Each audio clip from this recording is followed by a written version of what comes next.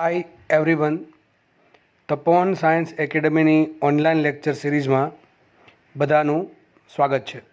નમસ્કાર મિત્રો, આપણે જે લાસ્ટ લેક્ચર્સમાં થિયરી ભણેલી છે એ થિયરી આધારિત દાખલા ગણીશું અને ત્યારબાદ આપણે આ ચેપ્ટરની નવી થિયરીઓ ભણીશું. તો સ્ટાર્ટ કરીએ આજે. ચલો, ક્વેશ્ચન તમારી સ્ક્રીનની સામે છે અને ક્વેશ્ચન બધા એવા છે કે જે તમે જાતે પણ ગણતરી કરી શકશો જો તમે લાસ્ટ થિયરી વ્યવસ્થિત ભણ્યા છે તો. બરાબર, સમજો. ચલો, આ ત્રિજ્યાના ઘન નળાકાર તાર આઈ પ્રવાહ ધરાવે છે તો તારની અક્ષથી r/2 અંતરે અને સપાટીથી 2r અંતરે મળતા બીનો ગુણોત્તર શોધો. શું કહે છે? માનો એક તાર છે, આપણો તાર લઈ લઈએ આપણે ફટાફટ.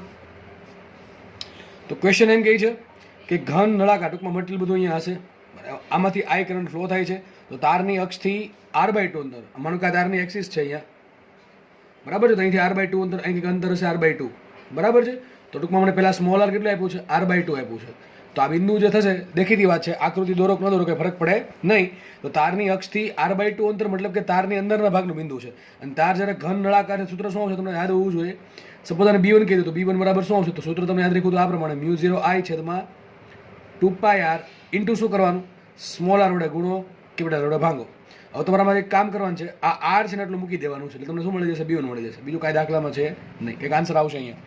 બરાબર, હું આજે જે દાખલા ગણાવીશ એમાં તમને મોસ્ટલી હિન્ટ જ આપવાનું છું, કારણ કે દાખલા મેં તમને પહેલાં કીધું હતું કે આવા ગણાવીશ નહીં, છતાં પણ મને થયું ચલો ભાઈ ગણાવી નાખીએ, પણ તમને જાતે ગણવા પડશે તમારે. આગળ વધીએ. તો એક આ મને મળી ગયા સૂત્ર, ટૂંકમાં આમાં કંઈ છે નહીં ભાઈ, સૂત્ર યાદ હશે તો તમે કિંમત મૂકી શકશો, કિંમત મૂકશો તો આન્સર આવશે. તો આપણે શોધવાનું છે ગુણોત્તર. તો સપોઝ પહેલાં જે મળે ને b1 કહી દીધું છે, અને બીજું કયું બિંદુ કીધું છે? સપાટીથી 2r અંતર. સપાટીથી 2r અંતર ક્યાં થાય વિચારો?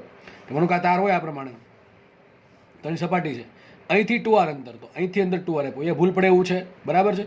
અંતર આપવાનું ક્યાંથી? હંમેશા એક્સથી. તો આ અક્ષથી અંતર કેટલું હશે? 3r. કેટલું હશે અંતર? 3r. તો બીજો કેસમાં r લેશું 3r.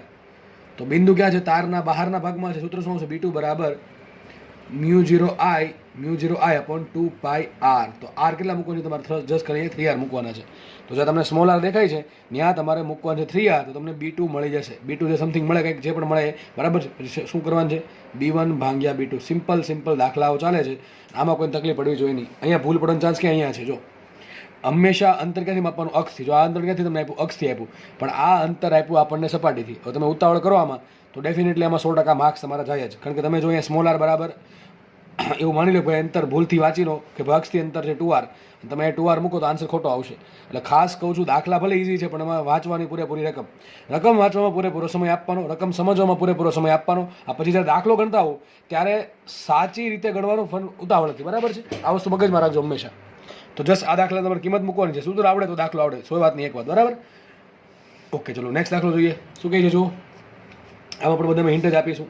ઓકે, આવું કહે છે કે આ ત્રિજ્યાના ઘન નળાકાર પ્રવાહધારિત તારની અક્ષથી 2r અંતર, જો ક્યાંથી અંતર આપ્યું? અહીંયા જો બેમાં ફરક છે, અહીંયા તમને અંતર આપ્યું સપાટીથી, અહીંયા અંતર આપ્યું અક્ષથી 2r અંતરે b કેટલું આપ્યું? 5 માઇક્રોટેસ્લા. ચલો, ઘન નળાકાર તાર સૂત્ર શું છે? b બરાબર μ0I છેદમાં 2π સ્મોલ r. b કેટલા આપ્યા મને? 5 માઇક્રોટેસ્લા. ચલો મૂકી દઈએ 5 માઇક્રોટેસ્લા. તો ટેસ્લા નાખો તો ચાલશે. 5 માઇક્રો બરાબર શું આવશે? μ0 રાખો એમને, i રાખો એમને, 2π રાખો એમને, અને r કેટલા આપ્યા? 2r. કેટલા આપ્યા? 2r આપ્યા છે. તો એ શું મૂકશો? 2 ઇન્ટુ r. તો મને મળ્યું શું? મને કંઈક આવું મળ્યું. માટે 5 માઇક્રો ટેસ્લા બરાબર શું મળ્યું? μ0I છેદમાં 4πr. આને આપી દો સમીકરણ નંબર 1, બરાબર છે. આગળ વાંચો તો ક્વેશ્ચન શું છે? તો તારની અક્ષથી r/6 અંતરે b કેટલું હશે? તમને એમ કહે છે કે ઘન નળાકાર પ્રવાહધારિત તાર છે, એની અક્ષથી 2r અંતરે b 5 ટેસ્લા હોય, 5 માઇક્રો ટેસ્લા. તો અક્ષથી r/6 અંતરે b કેટલું હશે? તો જસ્ટ ખાલી સૂત્ર મૂકવાની, સૂત્રમાં કિંમત મૂકવાની છે. તો પહેલાં આપણે આ બિંદુ ક્યાં છે? અંદર કે બહાર? તો સીધી વાત છે, અક્ષથી 2r એટલે બિંદુ થાય બહારનું બિંદુ, તો બહારના બિંદુ માટે સૂત્ર આવશે આ. ચલો થઈ ગયું. હવે શું કરવાનું છે? તારની અક્ષથી r/6 અંતરે, તો બિંદુ ક્યાં થશે? દેખીતી વાત છે, ક્યાં બિંદુ થશે? અંદરના ભાગમાં.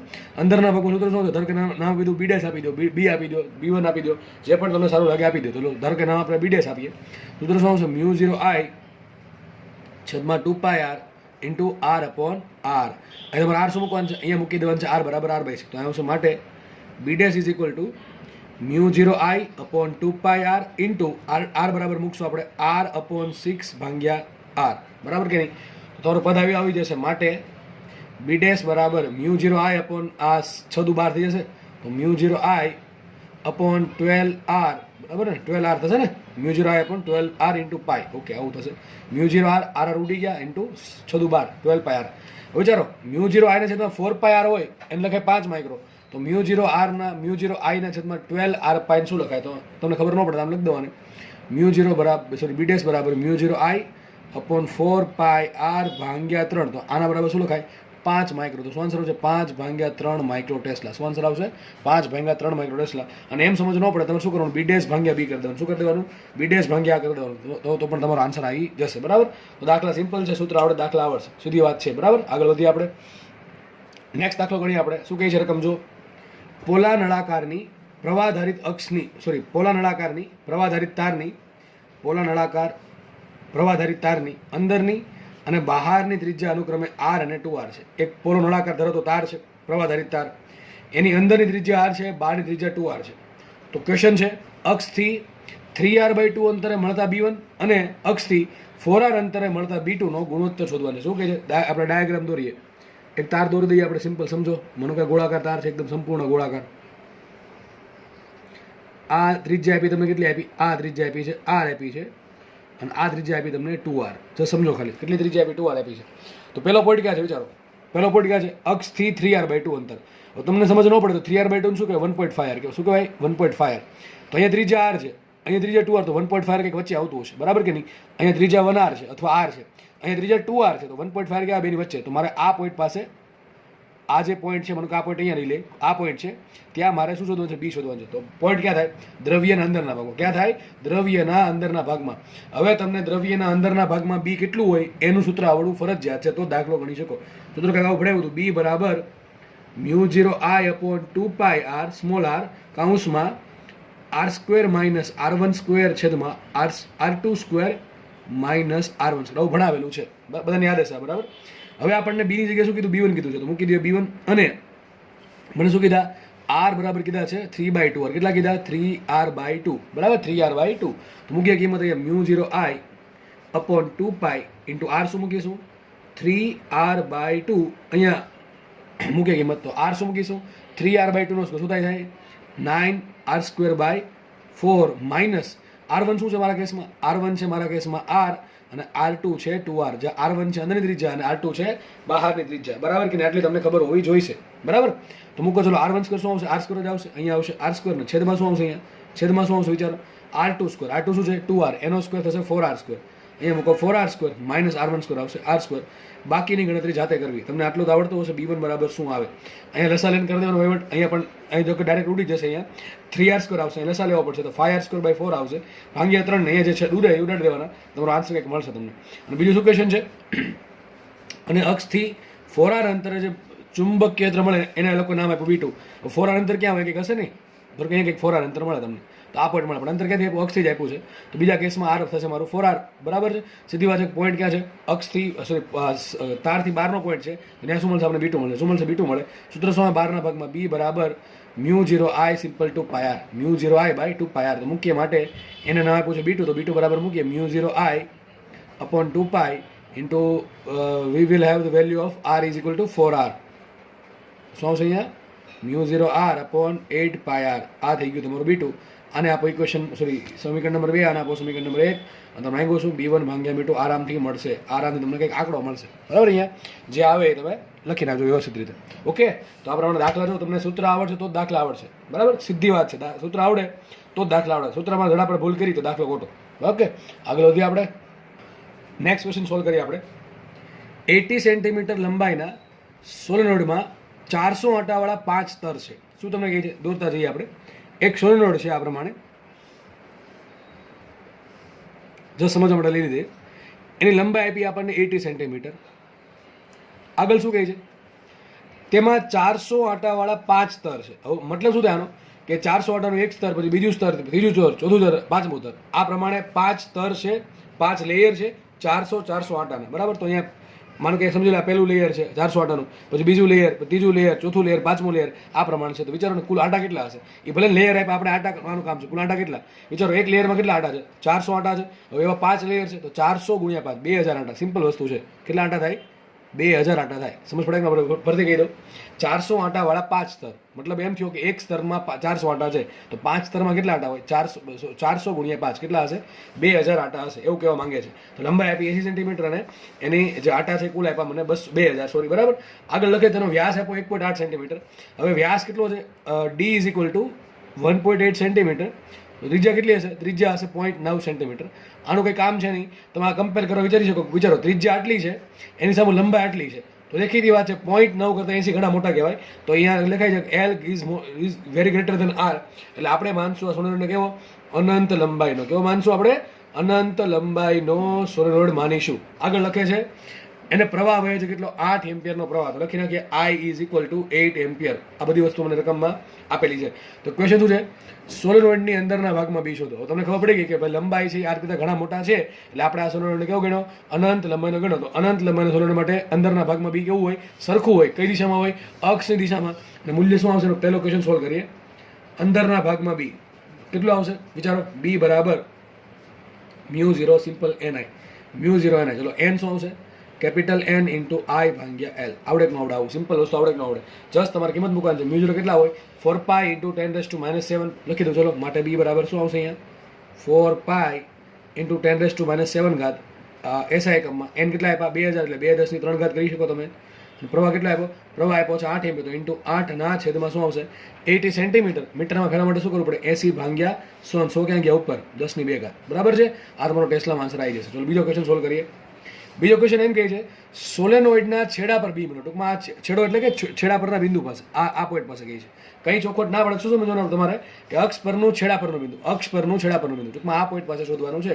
તો કઈ ખબર ન પડે, આટલી ખબર કે આ ખૂણો 90 ડિગ્રી બનશે અને ખૂણો કેટલો બનશે? 0 ડિગ્રીનો બનશે. સૂત્ર શું હતું? યાદ કરો, સૂત્ર કંઈક આવું હતું, બી બરાબર μ0 ni/2. શું હતું? μ0 ni/2. કઈ રીતે આવે? લખી દો. ચલો ને, cos θ1 પ્લસ cos θ2. cos θ1 શું આવશે? 90 ડિગ્રી પ્લસ cos θ2 શું આવશે? તો આ છેડો અંતર એટલે θ કેટલો આવશે? 0 આવશે. θ મૂકો 0, cos 0, તો શું આવશે? 0 + 1. એટલે સૂત્ર શું આવી ગયું? માટે બી બરાબર આવશે μ0 ni/2. તમારે કંઈ કરવાનું થતું નથી. આમાં શું કરવાનું છે? અહીંયા જે આન્સર મળ્યો કેટલો છે? μ0 ni, એનથી અડધો આન્સર અહીંયા આવશે. ધારો કે આન્સર 10 આવે તો કેટલો આન્સર આવશે? 5. બસ સિમ્પલ વસ્તુ છે. તો અહીંયા જે આન્સર આવશે એ જ એના કરતાં અડધો આન્સર અહીંયા આવશે. ચલો, હું હજી ક્વેશ્ચન સેટ કરી દઉં. ત્રીજો આવો છે, સોલેનોઇડની બહારના ભાગમાં બી, સોલેનોઇડના બહારના ભાગમાં બી કેટલું હોય? 0. કેટલું હોય? તમને ખબર છે આદર્શ સોલેનોઇડ માટે શું હોય?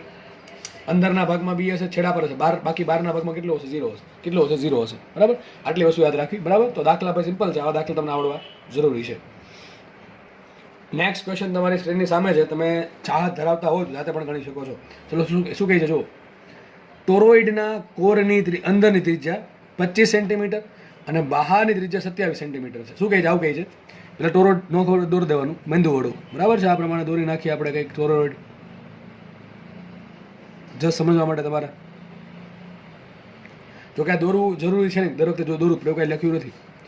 આ ત્રિજ્યા તમને R1 આપી છે અને બહારની ત્રિજ્યા આપી તમને R2. બરાબર? આવું માની લઈએ એક આ સેન્ટર છે. તો તમને R1 શું આપ્યા? અંદરની ત્રિજ્યા કેટલી આપી? R1 આપી છે 25 સેન્ટીમીટર અને બહારની ત્રિજ્યા આપી 27 સેન્ટીમીટર. R1 આપ્યા 25 સેન્ટીમીટર, R2 આપણને બહારની ત્રિજ્યા આપી છે 27 સેન્ટીમીટર. તો વિચારો, ટોરોઇડની અક્ષ ક્યાં હોય? ટોરોઇડની અક્ષ યાદ હોય તો વચ્ચે હતી. ક્યાં હતી ટોરોઇડની અક્ષ? વચ્ચે હતી. ટોરોઇડની અક્ષ શું હતી? વચ્ચે હતી. તો વિચારો, વચ્ચે કેટલી હશે ત્રિજ્યા? સિમ્પલ વાત છે. આ ત્રિજ્યા R1 છે, આ ત્રિજ્યા R2 છે, એની વચ્ચે કઈ ત્રિજ્યા હોય? વિચારો સાથે, 26 સેન્ટીમીટર. કઈ હોય? 26. તો લખી નાખું છું અહીંયા R બરાબર. લખી શું થાય? R average. તમારે શું લેવાનું? જ્યારે પણ તમને માનો કે તમે કહી દીધું સીધું કે ટોરોઇડની ત્રિજ્યા આટલી છે, અંદરની બહારની કંઈ ચોખવટ પાડી છે નહીં, તો શું લઈ લેવાનું આપણે? જે ત્રિજ્યા આપી છે આપણે લઈ લઈશું આ. તમને યાદ હોય તો સૂત્રમાં શું ભણાવ્યું? ટોરોઇડના કેસમાં સૂત્ર શું આવે બીનું? બી બરાબર આવે μ0 ઇન્ટુ ni.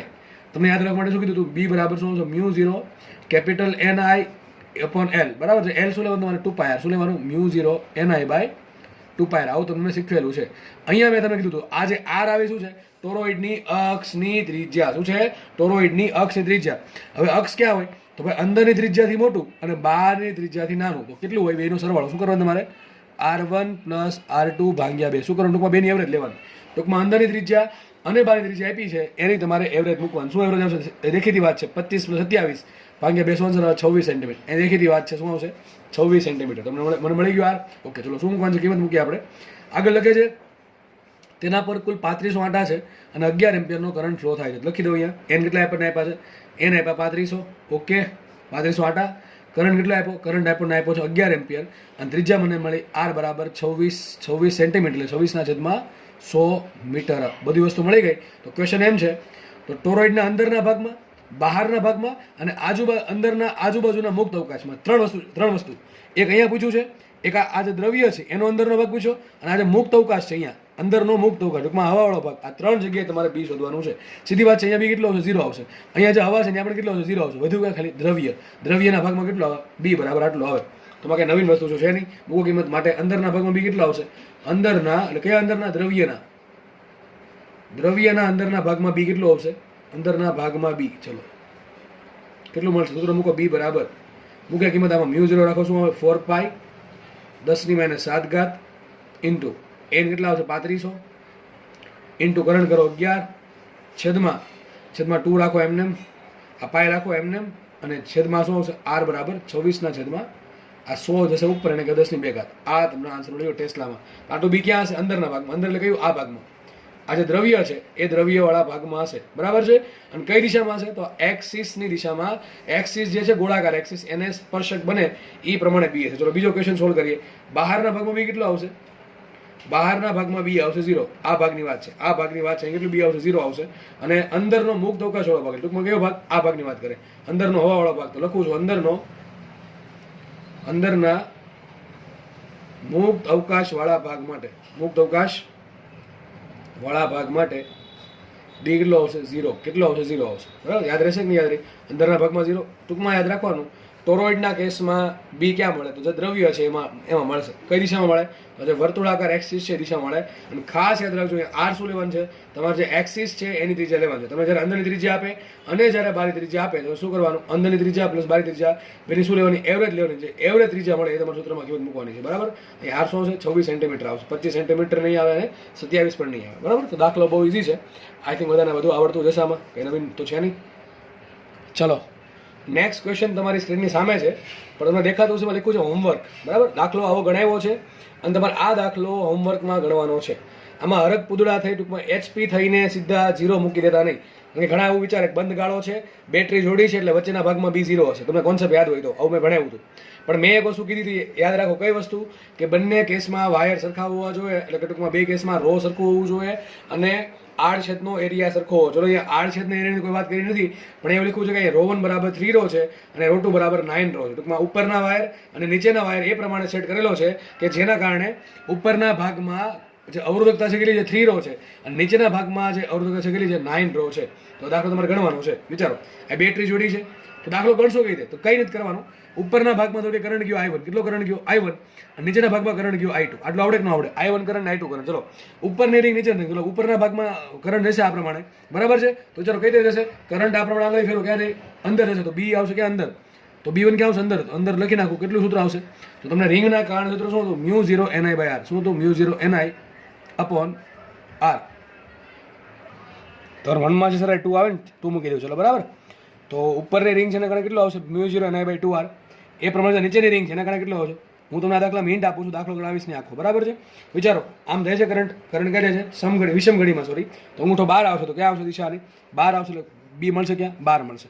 તો આવશે μ0ni/2r. ચલો સૂત્ર પણ આમાં આ જ આવશે, પણ અહીંયા n1 અહીં શું એક્ઝેક્ટલી આવશે, n1 I1, અહીં શું આવશે n2 I2. આપણા કેસમાં શું કરવાનું છે હવે, તો નેટ બી કેટલું હશે, બી બરાબર, તરફ તમે આને વધારે કર્યું અને ઓછું કર્યું, શું લખી નાખું સિમ્પલ, B1 - B2. આનો જે આન્સર હશે ક્યાં આવશે, બહાર તરફ, અંદર તરફ ક્યાં આવશે, કારણ કે આપણે આને મોટું ગણ્યું અને નાનું ગણ્યું એટલા માટે. બની શકે કે આમાં B2 મોટું અને B1 નાનું હોય, તો એ પ્રમાણે સેટ કરી દેવાનું. અત્યારે આપણને ખબર છે નહીં, ટૂંકમાં તમારે બી શોધવાનું છે.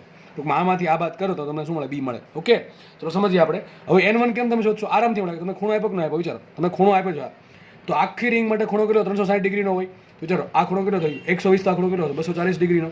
હવે ત્રિપદી મૂકો ચલો અહીં સાઈડમાં, કે ભાઈ 360 ડિગ્રીનો ખૂણો હોય ત્યારે આટા કેટલા, 1 હોય, તો 120 ડિગ્રી. આપણે પહેલાં નીચેનું સુધી નાખીએ, 120 ડિગ્રીના ખૂણામાં આટા કેટલા, સીધી ખબર પડી, n2 કેટલા આવશે. નીચેની રિંગ, આને આપણે 1 કહી દઈએ છીએ, આને આપણે 2 કહી દઈએ છીએ. તો નીચેની રિંગમાં આટા કેટલા આવશે, n2 બરાબર આવશે 1/3. સીધી વાત છે, n1 કેટલા આવશે, 2/3. આવડે કે ન આવડે? સિમ્પલ આવું 360 ડિગ્રીના ખૂણે આટા 1 હોય તો 240 માટે કેટલા? શું આન્સર આવશે? n1 બરાબર આવશે 2/3. ચલો આપણે n1 મળી ગયા, n2 મળી ગયા. બાકી શું રહે? i1 ને i2. શું બાકી રહે? i1 ને i2. હવે i1 i2 કઈ રીતે મળશે? વિચારો, i1 i2 કઈ રીતે મળશે? હવે i1 i2 શોધવા માટે તમારે શું કોની જરૂર પડે? તમારે જરૂર પડે અવરોધની. કોની જરૂર પડે? અવરોધની. કોની જરૂર પડશે? અવરોધની. અવરોધ કઈ રીતે મળશે? સિમ્પલ વાત છે. તમને આવું શીખવાડ્યું હતું કે જે ભાગનો અવરોધ વધારે એ ભાગમાં કરંટ ઓછો જાય, સમાંતર છે એટલે. તો કરવાનું શું? વિચારો, આ ભાગ અને આ ભાગ શેમાં છે? આ ભાગ અને આ ભાગ સમાંતરમાં કે શ્રેણીમાં? સીધી વાત છે, સમાંતરમાં છે. તો અહીંયા કેટલું વોલ્ટેજ મળે? સમાંતરમાં કેટલું વોલ્ટેજ મળે? બેટરીના વોલ્ટેજ એટલું. તારે કેટલું વોલ્ટેજ મળશે? V. અને કેટલું મળશે? Voltage V. ચલો લખું છું સાઈડમાં. તો હવે તમે દાખલો ગમે રીતે ગણી શકો છો. મેં તમને એક રીત કીધી, R1 સુધી નાખો, R2 સુધી નાખો, એના પરથી I1 I2 ના ભાગ પાડી નાખો I સ્વરૂપે, અને એમાં કિંમત મૂકી દો, તમારો આન્સર આવી જશે. અથવા હું જે કરાવું છું બીજી રીત. ચલો કઈ રીત? સિમ્પલ, કે V1 બરાબર શું થાય? V2 થાય. V1 બરાબર શું લખાય? I1 R1 બરાબર શું આવશે? અહીંયા I2 R2. શું આવશે? I1 R1 is equal to I2 R2. હવે કિંમત મૂકવાની છે. હવે લખવા આગળ વધીએ આપણે. I1 R1 શું લખાય? રો L અપોન એ. શું લખાય? રો L અપોન એ. ચલો લખું છું અહીંયા રો 1 L1 અપોન એરિયાની કંઈ વાત નથી કરતી, એ જ રાખું છું. ઇઝ ઇક્વલ ટુ શું આવશે? અહીંયા I2 rho 2 L2 upon area. સૂત્ર કયું આવ્યું? રો R બરાબર રો L અપોન એ ઉડાડી દે. શું કીધું અહીંયા? I1 rho 1 L1 is equal to I2 rho 2 L2. સમજો અહીંયા, સમજો. હવે તમે I1 આપણે રાખશું એમને. રો 1 શું આપ્યા મને? રો 1 આપ્યા 3 રો. અહીંયા આપ્યા રો 1 બરાબર 3 રો. લંબાઈ કેટલી હશે? વિચારો, આખી લંબાઈ માનો કે L છે, એમાં કેટલો ભાગ થાય? વિચારો ને, સીધી વાત છે.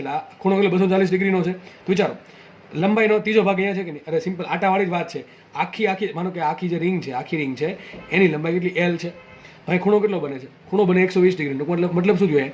ત્રીજા ભાગની લંબાઈ અહીંયા છે, તો આ લંબાઈ કેટલી હશે? L/3. ઉપર કેટલી લંબાઈ હોય? 2L/3. આવું સિમ્પલ નોલેજ છે. આવડે કે ન આવડે? વિચારો, આપણે લંબાઈનું કામ, લંબાઈની કિંમત મૂકશું. હવે આખી રિંગ છે, આખી રિંગ, એની લંબાઈ માનો કે L છે. તો ખૂણો કેટલો બન્યો? 120 ડિગ્રીનો. તો આખો ખૂણો કેટલો હોય? 360 ડિગ્રી. એવું ન ખબર, આમ મૂકી દો. 360 ડિગ્રીના ખૂણા માટે લંબાઈ L હોય તો 120 ડિગ્રી માટે કેટલી આટા મળે? એ જ મળે. બરાબર કે નહીં?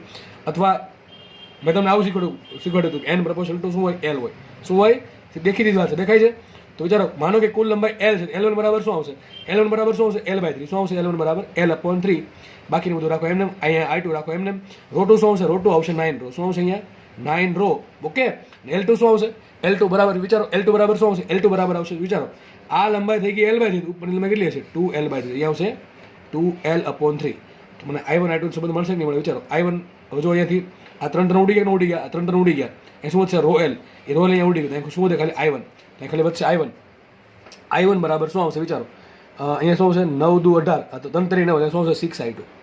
આવડે કે ન આવડે? આવું આરામથી આવડે. જો અહીંયા I1 શું મળ્યા? 3 3 ઉડી ગયા, તે શું? રોયલ ઉડી ગયું. અને 9 દુ 18 ભાગ્યા 3 6 થાય ન થાય? તો મને સંબંધ મળી ગયો I1 બરાબર 6 ટાઈમ I2. તો શું છે? I1 બરાબર 6 ટાઈમ I2. જો આપણને N1 ઓલરેડી મળી ગયા, N1 કેટલા લખી દઉં છું સાઈડમાં. ક્યાં લખશું આપણે? આ લખ્યું જ છે. N1 તમારે મૂકવાનું છે 2/3 અને N2 મૂકવાનું છે 1/3. અહીંયા N1 કેટલા મૂકવાનું છે? 2/3 અને N2 મૂકવાનું છે 1/3. ઘટે શું? I1 ને I2. હવે તમને I1 અને I2 નો સંબંધ મળી ગયો. I1 બરાબર શું મળ્યા? 6I2. કયો સંબંધ મળ્યો આપણે? V1 બરાબર V2 પરથી. દાખલો ઈઝી છે, પણ કોન્સેપ્ટ ખબર પડે તો. બરાબર છે? તો આપણે I1 બરાબર શું મળ્યા? 6I2. પરંતુ મને રકમમાં I1 I2 નથી આપ્યું, મને શું આપ્યું? રકમમાં I આપ્યું છે. તો મારો જવાબ I સ્વરૂપે હોવો જોઈએ. તો વિચારો, I ને બે ભાગ પડે. I બરાબર શું લખાય? I1 plus I2. બીજું સમીકરણ કયું છે? એક સમીકરણ કયું મને મળ્યું? એક સમીકરણ મને મળ્યું I1 બરાબર 6 ટાઈમ I2. અને બીજું સમીકરણ કયું છે? I બરાબર I1 પ્લસ I2. મૂકે કિંમત ચલો. તો માટે I બરાબર એમને રાખો. I1 બરાબર શું લખીશું? 6 ટાઈમ I2 પ્લસ I2. તો 6 ને 1 7 શું થશે? માટે I2 બરાબર કેટલા આવશે? I ના છેદમાં 7 ભાગ. ટૂંકમાં કરંટ જે છે એનો 7મો ભાગ કયો છે? 7મો ભાગ I2 છે. બરાબર છે? તો I1 શું હશે? એના ગુણ્યા છે. શું હશે? 6I/7. હવે આગળ તમને આવડવું જોશે. હવે તમને આગળ આવડવું જોઈએ. મેં તમને I1 I2 શોધતા શીખવા દીધા. I1 અહીંયા મૂકવાના, અહીંયા મૂકશો, અને I2 મૂકશો અહીંયા. બાકી બધું સરખું છે. μ0/2r બેમાં સરખું, μ0/2r એમાં સરખું. N1 કેટલા મૂકશો? N1 મૂકશો 2/3. કેટલા મૂકશો? N1 મૂકશો 2/3. I1 કેટલા મૂકશો? I1 મૂકશો 6I/7. અહીંયા N2 કેટલા મૂકશો? 1/3. અને I2 શું મૂકશો? I2 મૂકશો I/7. આ બધી વસ્તુની કિંમત B1 માં મૂકવાની, B2 મૂકવાની છે. બરાબર છે? પછી તમારે જોવાનું છે B1 મોટો હોય B2 મોટો આવે. એ તમને આંકડામાંથી ખબર પડી જશે B કોણ મોટું છે. જે મોટું હોય એમાંથી બીજું બાદ કરો, તમને શું મળશે? B મળશે. માનો કે B1 મોટું આવ્યું, તો B1 માંથી B2 બાદ કરો, B1 મોટું છે અને B અંદર છે, તો પરિણામી ક્યાં અંદર તરફ આવશે. માનો કે ઊંધું થયું, B2 મોટું આવ્યું, B1 નાનું આવ્યું, તો B2 માંથી B1 બાદ કરશો અને પરિણામી ક્યાં આવશે? બહાર તરફ આવશે. આ તમને ખબર પડી જોઈએ. તો આવો ભવિષ્યમાં કોઈ પણ દાખલો પૂછે તમને આવડી જવો જોઈએ, એટલા માટે મેં તમને ગણાવ્યો છે. બરાબર કે નહીં? દાખલો સારો છે, થોડુંક જ કામ બાકી છે, એ તમે જાતે કરી શકો છો. બરાબર? આઈ થિંક તમે જાતે એટલું કરી શકશો. બરાબર છે? ઓકે, ચલો આપણે આગળ વધીએ. તો ઓકે, ચલો તો આમ તો આ ચેપ્ટરમાં આપણે અત્યાર સુધીમાં આમ તો 30 થી 40% ચેપ્ટર પૂરું કરી દીધું, બરાબર છે. તો મોસ્ટલી જે મેન ભાગ હતો એ પૂરો થઈ ગયો છે. એવું નથી કે બીજો ભાગ મહત્વનો નથી, એ પણ ભાગ મહત્વનો છે. પરંતુ જે દાખલાવાળો ભાગ હતો, જેથી દાખલા વધારે પૂછાય છે, એમ તો એક આ ભાગ અને છેલ્લે આવશે ગેલ્વેનોમીટર વાળો ભાગ, શન્ટ વાળો ભાગ, બરાબર, શન્ટ એમીટર વોલ્ટમીટર, એમાંથી દાખલા પૂછાય છે. તો આ બે ટોપિકમાંથી એક ભાગ આપણે પૂરો કર્યો, જેમાં આપણે અલગ અલગ પ્રકારની ભૂમિતિ હોય અને અલગ અલગ પ્રકારના વાયર હોય, રિંગ હોય કે સિમ્પલ સીધો વાયર હોય, બરાબર છે. તો એના કારણે અલગ અલગ પોઈન્ટ પર બી કેટલું મળે એ આપણે જોયું. એમ્પિયરનો સર્કિટલ નિયમ જોયો અને બાયોસાવરનો નિયમ જોયો. આ બધી વસ્તુ પરથી આપણે અલગ અલગ જગ્યાએ બી કઈ રીતે મળી શકે એના આપણે ઘણા બધા દાખલા સોલ્વ કર્યા, ઘણા બધા દાખલા, બરાબર છે. હવે આપણે એકદમ નવો જ ભાગ સ્ટાર્ટ કરશું આ ચેપ્ટરનો. અને એ શું છે કે ભાઈ આપણે એવું જોયું હતું, તમને યાદ હોય ચેપ્ટર નંબર 1 યાદ કરો, મેં આવું તમને શીખવાડ્યું હતું કે માનો કે કોઈ વિદ્યુત ક્ષેત્ર ઈ છે, આ વિદ્યુત ક્ષેત્ર ઈમાં કોઈ વિદ્યુત ભાર ગતિ કરું તો કેટલું બળ લાગે? F બરાબર Q. યાદ કરો શું હતું સૂત્ર? F બરાબર Q. તો આપણે આ ભણી ગયા છીએ, સદિશ F બરાબર Q એટલે સદિશ E હતું, બરાબર છે. કે ભાઈ ઈ જેટલા વિદ્યુત ક્ષેત્રમાં Q વિદ્યુત ભાર પર કેટલું બળ લાગશે? સદિશ F બરાબર Q E બળ લાગે. તો હવે સેમ ક્વેશ્ચન આપણે થાય કે સર માનો કે કોઈ વિદ્યુત ભાર છે એ ચુંબકીય ક્ષેત્ર B માં ગતિ કરતો હોય તો કેટલું બળ લાગે? તો કેટલું બળ લાગે? આટલું બળ લાગશે. સૂત્ર ડાયરેક્ટલી તમારે યાદ રાખવાનું છે, બરાબર છે. તો ટાઇટલ શું છે? જો ચુંબકીય ક્ષેત્ર B માં સદિશ V જેટલા વેગથી ગતિ કરતા Q વિદ્યુત ભાર પર લાગતું બળ. શું ક્વેશ્ચન છે? ચુંબકીય ક્ષેત્ર B માં સદિશ V જેટલા વેગથી ગતિ કરતા Q વિદ્યુત ભાર પર લાગતું બળ શું હશે? સદિશ F બરાબર આવશે Q ઇન્ટુ સદિશ V ક્રોસ B. યાદ રાખજો, સદિશ F is equal two Q into V cross B. ફરજિયાત પહેલા V પછી B, બાકી બળની ડાયરેક્શન ઊંધી આવશે. વચ્ચે શું છે? ક્રોસ ગુણાકાર. શું છે વચ્ચે? ક્રોસ ગુણાકાર. યાદ રાખજો, બરાબર છે. વિચારો Q કેવી રાશિ? Q એક વિદ્યુત ભાર છે, એક સંખ્યા છે, એટલે એ પોતે અદિશ રાશિ છે. વેગ સદિશ રાશિ, B ચુંબકીય ક્ષેત્ર B સદિશ રાશિ અને બળ પણ સદિશ રાશિ. તો બે સદિશ રાશિ વચ્ચે ક્રોસ ગુણાકાર થઈને બળ મળે છે. તો વિચારો સિમ્પલ વસ્તુ છે, બળની દિશા ક્યાં હશે? તો સિમ્પલ વાત છે, આ Q તો એક સંખ્યા છે, વિદ્યુત ભાર છે, એટલે એની કઈ દિશા હશે નહીં. તો V ક્રોસ B ની જે દિશા હશે એ દિશામાં મારું બળ હશે. શું કહી દઉં? V ક્રોસ B કરવાનું, V ક્રોસ B ની જે દિશા મળશે એ દિશામાં બળ લાગશે, બરાબર છે. આ બળનું મૂલ્ય કેટલું? તો સિમ્પલ વસ્તુ છે, આ આપણે સંપૂર્ણ સૂત્ર છે, આ સૂત્ર સંપૂર્ણ છે. આમાંથી મૂલ્ય મળે ને આમાંથી દિશા મળે. તો આપણે મૂલ્ય દિશાની મેં વાત કરી, ક્યાં મળશે? V ક્રોસ B ની દિશામાં. અને મૂલ્ય કઈ રીતે મળશે? તો Q તો એમ રહેશે. આનું શું થાય? ક્રોસ ગુણાકારનું મૂલ્ય કેટલું હોય? A ક્રોસ B નું મૂલ્ય શું હોય? AB sin θ. તો એ પ્રમાણે V ક્રોસ B નું મૂલ્ય શું આવશે? VB sin θ. તો મૂલ્ય આપણે મળી ગયું. કેટલું મળશે? F બરાબર Q VB sin θ. સૂત્ર મોસ્ટ IMP, બરાબર છે. આ કેવા શું માંગે? માનો કે કોઈ વિદ્યુત ભાર Q છે, એ V જેટલા વેગથી અમુક ખૂણે, કોની સાથે ખૂણો? B સાથે. માનો કે B સાથે 30 ડિગ્રીના ખૂણે, 90 ડિગ્રીના ખૂણે, 50 ડિગ્રીના ખૂણે, 45 ડિગ્રીના ખૂણે, 60 ડિગ્રીના ખૂણે, 0 ડિગ્રીના ખૂણે દાખલ થાય તો કેટલું બળ લાગે એના પર? F બરાબર Q VB sin θ. થીટા શું છે? ખાસ યાદ રાખો, થીટા શું છે? થીટા છે V અને B વચ્ચેનો ખૂણો. સીધી વાત છે, જેની વચ્ચે ક્રોસ ગુણાકાર થાય એની વચ્ચેનો ખૂણો હોય, બરાબર છે. તો યાદ રાખજો, આપણા કેસમાં V ક્રોસ B કર્યું છે તો સૂત્ર આવશે VB sin θ. અને VB sin θ માં થીટા જે છે એ શું છે? લખું છું અહીંયા, સદિશ V એન્ડ સદિશ B વચ્ચેનો ખૂણો કયો છે? ખૂણો થીટા છે. તમને બળ કેટલું લાગે? મળી ગયું. અને બળની દિશા મળી ગઈ, બરાબર છે.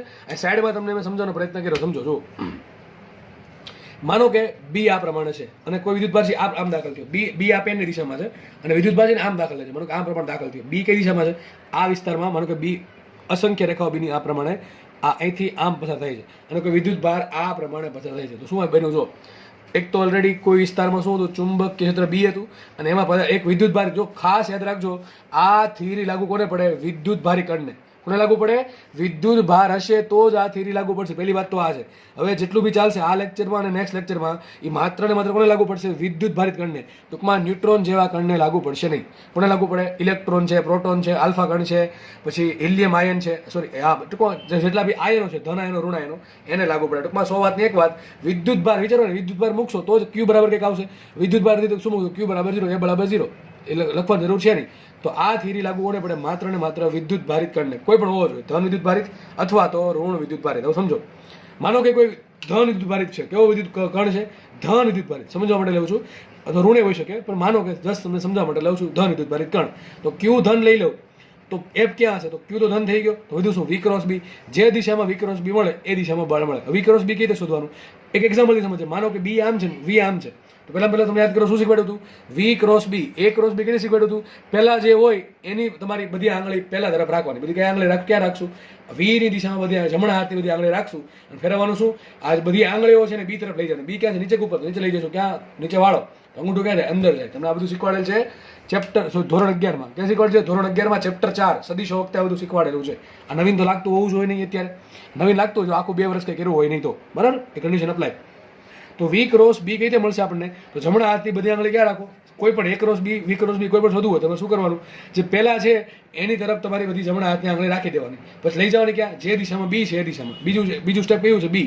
બી ઉપર તો ઉપર લઈ જાવ, નીચે તો નીચે લઈ જવાનું. તો શું કરશું આપણે? વી આ પ્રમાણે છે, વાળશું આપણે આંગળી બી તરફ વાળશું તો અંગૂઠો ક્યાં જાય? અંગૂઠો જાય અંદર. તો એફ ક્યાં લાગશે? અંદર તરફ લાગે. માનો કે મતલબ આમ થયો, માનો કે વિચારો આમ છે ને આ દિશામાં શું છે? બીની લાઈનો છે અને કોઈ કણ આ પ્રમાણે આવે છે. કોઈ કણ મતલબ વિચારો ને આ પેન છે શું છે? બીની દિશા બતાવે અને કોઈ કણ આમ દાખલ થયો તેનો બળ ક્યાં લાગશે? અંદર લાગશે. બળ ક્યાં લાગે? અંદર લાગે. આપણે જોશું હમણાં એક કણ છે ને ફરવા લાગે. શું લાગે? ફરવા લાગશે. એ પછી જોશું આપણે કેમ ફરશે, કેટલી ત્રિજ્યાથી ફરશે, એ બધી આપણે ચર્ચા કરશું. પહેલા આપણે બળની દિશા શોધતા તમને આવડવું જોઈએ. તો વિચારો જો ક્યુ ધન હોય તો કેમ સર લખ્યું ક્યુ ધન? ભાઈ ક્યુની 2 પોસિબિલિટી છે, ધન ને ઋણ. વિચારો આ ક્યુ ક્યારે પિક્ચરમાં આવે ખબર છે? ધન હોય ને તો. બાકી જો વી ક્રોસ બી દિશા ક્યાં આવી? વી ક્રોસ બી દિશા આ કેસમાં આવશે કે અંદર તરફ આવશે. અને જો ક્યુ ધન હોય તો આની દિશા ક્યાં આવી? અંદર તરફ. આગળ ધન નિશાની છે એટલે વી ક્રોસ બીની જે દિશા છે એ જ દિશા થશે બળની. તો બળ ક્યાં આવશે? અંદર તરફ આવશે. પણ માનો કે આ જ કેસમાં કેસ આનો આ જ છે પણ વિદ્યુત ભાર ક્યુ કેવો છે? ઋણ છે. કેવો છે? ઋણ છે. તો વિચારો વી ક્રોસ બીની દિશા ક્યાં આવશે? અંદર તરફ આવશે. વી ક્રોસ બીની દિશા અંદર તરફ આવશે પણ આગળ ક્યુ છે કેવો છે? પોતે ઋણ. અને એમાં આગળ માઇનસ લાગશે તો અંદરની દિશા. ફરીથી કહી દઉં, થોડોક વિડીયો પોઝ થયો હતો એટલે. તો માનો કે વિદ્યુતભાર ક્યુ ઋણ છે થશે કેવું? આપણા કેસ આ જે કેસ છે એ કેસમાં વી આમ છે ને બી આમ છે. તો સીધી વાત છે વી ક્રોસ બી દિશા ક્યાં આવશે? અંદર આવશે. વી ક્રોસ બી દિશા ક્યાં આવશે? અંદર આવશે. હવે એ દિશા અંદર છે પણ આગળ વિદ્યુતભાર પોતે ક્યુ કેવો છે? ઋણ છે. એમાંથી ઋણ નિશાની જો આપણે અંદર આપશું તો આની દિશા ક્યાં છે? અંદર છે. આપણા કેસ મુજબ આની કેસ વી ક્રોસ બીની ડાયરેક્શન અંદર તરફ આવી અને આગળનું માઇનસ લાગશે તો માઇનસ ગુણ્યા અંદરની દિશા પર જશે 12. ક્યાં થઈ જશે? દિશા આવી જશે 12. બરાબર. દિશા ક્યાં આવશે? ડાયરેક્શન આવશે 12. તો મતલબ એમ થયો કે જો ક્યુ ધન હોય તો સિમ્પલ વાત છે, જો ક્યુ ધન હોય તો વી ક્રોસ બીની દિશા શું થશે? આપણી એફની દિશા થાય. અને જો ક્યુ ઋણ હોય તો વી ક્રોસ બીની દિશાથી વિરુદ્ધ દિશા આપણા બળ એફની દિશા થાય. પણ મોટા ભાગના કેસમાં વિદ્યુત ભાર તમને કઈ ચોખોટ ના પાડે કેવો લેવાનો? ધન લેવાનો. કેવો લેવાનો? ધન. જો કે તમને રકમમાં કહી જ દેશે ધન છે કે ઋણ છે. ધન હોય તો શું આવશે? વી ક્રોસ બીની જે ડાયરેક્શન છે એ જ મારી બળની દિશા થશે. અને જો વિદ્યુત ભાર ક્યુ ઋણ હોય તો વી ક્રોસ બીની દિશાની વિરુદ્ધ દિશા થશે મારા બળની દિશા. એમાં કંઈ ગોખવાનું થતું નથી. હવે આપણે અલગ અલગ કેસ ભણવાના છે. આપણે અલગ અલગ કેસ ભણવાના છે. એમાં પહેલો કેસ લઈએ. ચલો પહેલો કેસ શું છે? માનો કે એવું બને કે જે દિશામાં વી છે એ બીને લંબ હોય. મતલબ આવું કંઈક કેસ લઈ લઈએ કે માનો કે બી આમ લઈ લો અને વી આમ લઈ લો. ચલો સમજવા માટે આવું લઈ લઈએ આપણે. મતલબ શું થયો કે માનો કે પેન છે ને, પેન આ દિશામાં અસંખ્ય લાઈન છે. કોની? બીની. આ દિશામાં અસંખ્ય બીની લાઈન છે અને માનો કે એક કણ આમ પસાર થયો. આ પ્રમાણે એક કણ છે એ બીને લંબ રૂપે દાખલ થયો. બી તો આમ છે, આ પેન જે છે એ ડાયરેક્શનમાં બી છે અને કણ આ પ્રમાણે દાખલ થાય છે. શું કરવું પડે તમારે? વી ક્રોસ બી. જો વિચારો કેટલો ખૂણો બનશે? 2 વચ્ચે 90 ડિગ્રી. કેટલો ખૂણો બનશે? 90 ડિગ્રીનો. સૂત્ર શું હતું આપણું? સદિશ F is equal to Q into V cross B. તો આપણે છૂટું પાડીએ આપણે મૂલ્ય શોધવા માટે. દિશા ક્યાં મળશે? દિશા ચાલો શોધી નાખીએ તો ક્યાં આવશે? હવે વી ક્રોસ બી ની દિશા ક્યાં આવશે? અંદર તરફ. ક્યાં આવશે? વી ક્રોસ બી ની દિશા અંદર તરફ આવશે. તો વી ક્રોસ બી દિશા અંદર તરફ આવી. હવે ક્યુ પર ડિપેન્ડ કરે. જો ક્યુ ધન તો એફ ની દિશા ધન અંદર તરફ અને જો ક્યુ ઋણ તો એફ ની દિશા બહાર તરફ. માની લો ક્યુ ધન છે. કેવું છે? ક્યુ ધન છે તો દેખીતી વાત છે અત્યારે આપણા આ કેસમાં એફ ની દિશા ક્યાં આવશે? અંદર તરફ આવશે. ક્યાં આવશે? અંદર તરફ આવશે.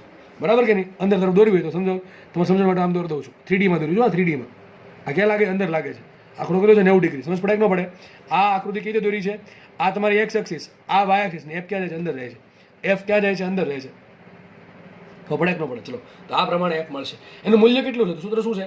એફ બરાબર ક્યુ ઇન્ટુ વી ક્રોસ બી. મૂલ્ય શું આવશે? F is equal to Q V B sine theta. Theta કેટલા મૂકશું? થીટા બરાબર મૂકશું 90 ડિગ્રી. થીટા શું છે?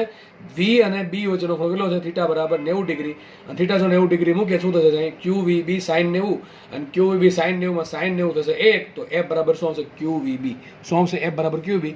આમાં તમને બીજો કેસ ભણાવી દઉં. સમજો કે માનો કે જે દિશામાં બી છે એ જ દિશામાં સર વેગ હોય તો શું થાય? વિચારો જાતે. શું થાય? જે દિશામાં બી છે એ જ દિશામાં વેગ હોય તો એફ થશે 0. કારણ શું? સાઇન થીટામાં થીટા શું છે? 0 ડિગ્રી આવશે. સાઇન 0 થાય 0 તો કોઈ બળ લાગશે નહીં. યાદ રાખો માનો કે પેન છે એ પેનની દિશામાં જ વિદ્યુતભાર દાખલ થયો. ટૂંકમાં જે પેન છે એ ટૂંકમાં માનો કે પેન છે ને એ તમારું બી છે. શું છે? સદિશ બી. સદિશ બીની દિશા પેનની દિશામાં છે. હવે માનો કે વિદ્યુત ભાર છે એ જ દિશામાં અથવા એની વિરુદ્ધ દિશામાં દાખલ થાય આ પ્રમાણે, તો કોઈ પણ પ્રકારનું બળ અનુભવશે નહીં. તો બળ અનુભવવા માટે કન્ડિશન કઈ છે? વી અને બી વચ્ચે કંઈક ખૂણો હોવો જોઈએ. 0 ડિગ્રી અને 180 ડિગ્રી સિવાયનો કોઈ પણ ખૂણો હોવો જોશે. અને વધુ કેટલું બળ લાગે? QVB. કેટલું બળ લાગે? QVB. કયા ખૂણે લાગે? 90 ડિગ્રીના ખૂણે. તો મતલબ કે વિદ્યુત ભાર છે જ્યારે આ પ્રમાણે લંબ રૂપે દાખલ થાય, પેનની દિશા છે એ બેની દિશા છે, અને મારી જે આંગળી છે માનો કે સદિશ વી છે, તો સદિશ વી આ પ્રમાણે હોય તો બે વચ્ચે ખૂણો થશે 90 ડિગ્રી, અને એ કેસમાં બળ થાય મહત્તમ. તો યાદ રાખજો, બળ 0 ક્યારે થાય? જ્યારે એ વી અને બી સમાન લખીને તમે ચોપડા લખી નાખજો ખાસ વસ્તુ કરીને, કે જ્યારે બંને સમાંતર, કોણ કોણ? સદિશ વી અને સદિશ વી, સદિશ વી અને સદિશ બી ટૂંકમાં બંને સમાંતર હોય અથવા બંને એક દિશામાં હોય, એ કેસમાં વિદ્યુત ભાર પર કોઈ બળ લાગશે નહીં. મહત્તમ બળ ક્યારે લાગે? કે જ્યારે એ વી અને બી એકબીજાને લંબ હોય અથવા બંને વચ્ચેનો ખૂણો કેટલો હોય? 90 ડિગ્રી હોય કે 270 ડિગ્રી હોય, તો આ કેસમાં તમારું બળ મહત્તમ હશે. કેટલું હશે મહત્તમ? QVB. બાકીના કેસમાં 0 થી મોટું અને QVB થી નાનું, એટલે એની બેની વચ્ચે હશે. ડાયરેક્શન કઈ રીતે શોધવાની? V ક્રોસ B ની પરથી શોધવાની, અને પછી આગળ Q ની નિશાની આપવાની. આ ભૂલવાનું નહીં, Q ની નિશાની આપવાનું ભૂલવાનું નહીં. તો આની તમને કેટલું બળ લાગે મહત્તમ મોસ્ટલી ખબર પડી ગઈ હશે, દિશા પણ ખબર પડી ગઈ છે અને મૂલ્ય પણ ખબર પડી ગઈ છે. હવે થોડુંક આપણે આગળ વધીએ આમાં. હવે સમજો, હવે એની જે થિયરી છે એ મોસ્ટ આઈએમપી થિયરી છે, મોસ્ટ આઈએમપી થિયરી છે. અહીંથી દાખલા પૂછવાનો ચાન્સ મેક્સિમમ ચાન્સ છે ભાઈ. ચલો પહેલો કેસ લઈ લઈએ. પહેલો કેસ આપણે લીધો તો એ છે કયો? કે વિદ્યુત ભાર Q છે એ સદિશ V જેટલા વેગથી સદિશ B ને લંબરૂપે પ્રવાહ છે. શું કહેશે? વિદ્યુત ભાર Q એ સદિશ V જેટલા વેગથી સદિશ B ને લંબરૂપે પ્રવાહ છે. હવે આપણી સવલત માટે શું ખબર છે? મેં ધાર લીધું છે. માની લ્યો કે B ક્યાં છે? જો અહીં દોર્યું છે B, આ માનો કે આટલા વિસ્તારમાં B છે, આ ગોળાકાર વિસ્તાર છે ને એમાં B છે, અને B ક્યાં છે? દેખાય છે તમને? B ક્યાં છે? અંદર તરફ. ક્યાં છે? મેં એવું ધાર્યું છે કે B અંદર તરફ છે, બરાબર? ટૂંકમાં B અંદર જાય છે માની લ્યો. ઓકે, B ક્યાં જાય છે? અંદર જાય છે, એવું જસ્ટ માની લ્યો, બરાબર છે? તો વિચારો, અને પાછું કણ કેવો છે? જે કણનો જે વેગ છે કેવો છે? B ને લંબ રૂપે. હવે વિચારો, B આમ અંદર જતું હોય, વેગ ક્યાં હોય? આ પ્રમાણે આમ આમ આમ ગમે લઈ લો. હું તમને કહું કે આ B અંદર જાય છે, આ બધી લાઈન ક્યાં અંદર જાય છે? વિચારો, વેગ આમ હોય, આમ હોય, આમ બધું ક્યાં અંદર હશે? પણ આમ ત્રાસો હોય તો આમ વિચારો, આમ ત્રાસો હોય તો એ થશે અમુક ખૂણે. પણ આપણો વેગ કેવી રીતે? આ પ્રમાણે કોઈ પણ રીતે વેગ લેશો હંમેશા કેવો થશે? B ને લંબ જ થાય.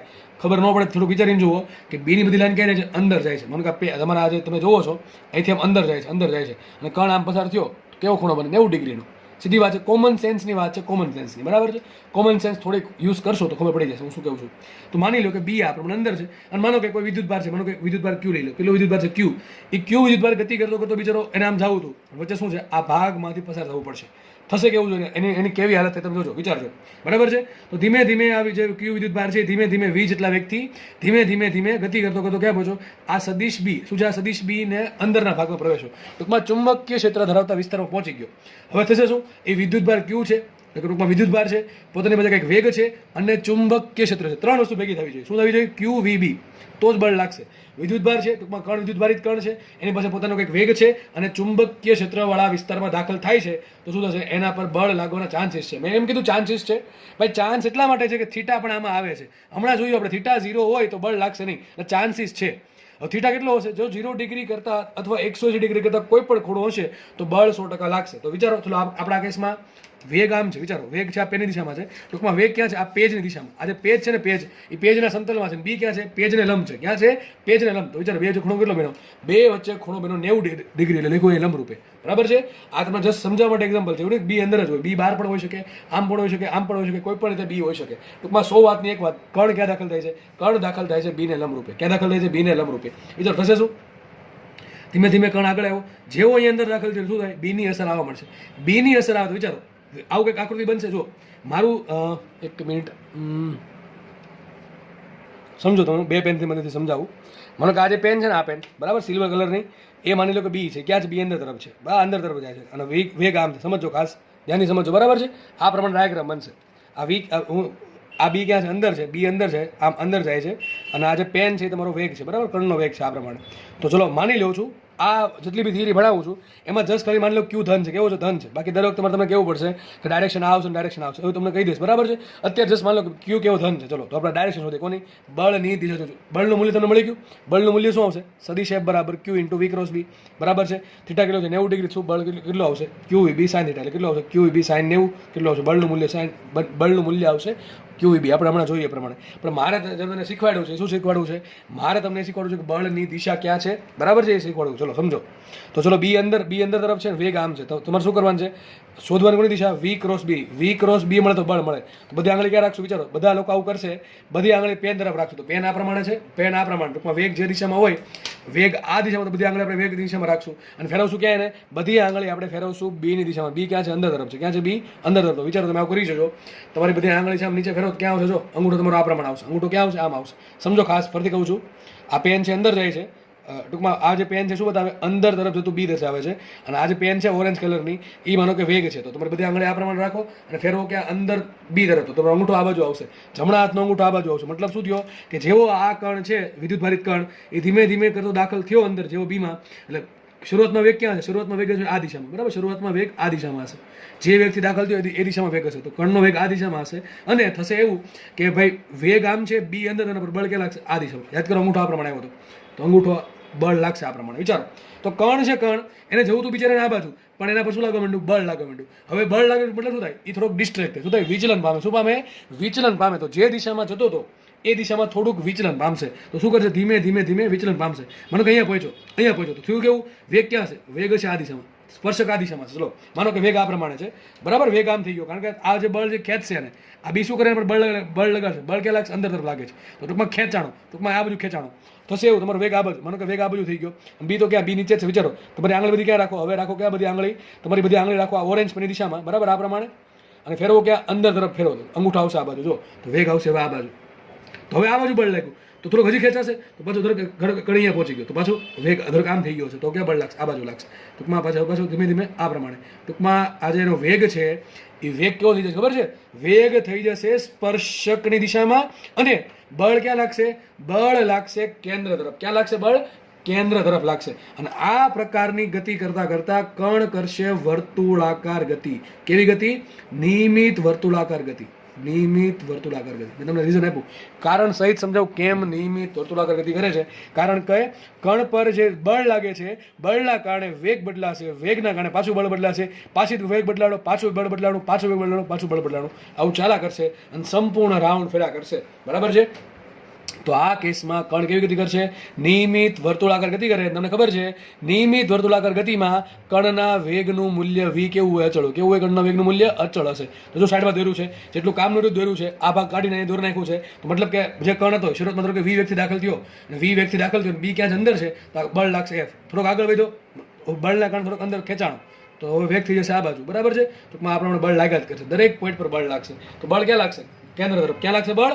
કેન્દ્ર તરફ બળ લાગશે. ને વેગ કેટલો છે? v.